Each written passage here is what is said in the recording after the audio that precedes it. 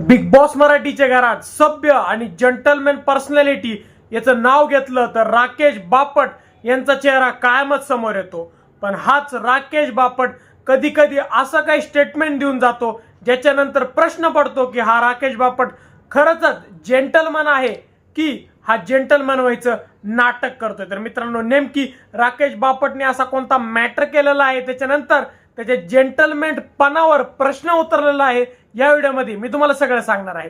तर मित्रांनो, राकेश बापट आणि दीपाली सय्यद यांच्यामध्ये एक कन्व्हर्सेशन चालू असताना दीपाली सय्यद बोलली की तुझा डायव्होर्स झालेला आहे व याच्यानंतर तू काय ठरवलेलं आहेस।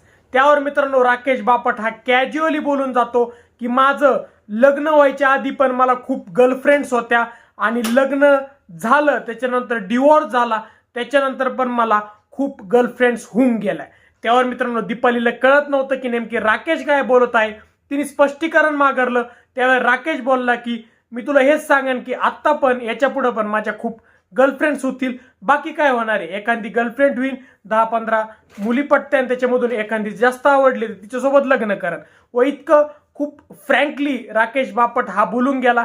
हेच जर विशाल बोलला असतं तर वेगळी गोष्टी होती, पण राकेश हा खूप कॅज्युअली ही गोष्ट बोलून गेला जी की त्याच्या पर्सनॅलिटीला अजिबात सूट होत नाही। त्यावर दीपाली बोलली की तू इतक्या साऱ्या मुली कस काय पटवतोस। त्यावर राकेशने दीपालीला एक मिठी मारत बोलल्या की मी अशा मिठी मारून पूर्वी पटवत असतो। तर मित्रांनो, तुम्हाला काय वाटतं, जेंटलमॅन म्हणणाऱ्या राकेशला हे पर्सनॅलिटी शोभती की नाही? तुम्हाला काय वाटतं आम्हाला कमेंट सेक्शन मध्ये सांगा।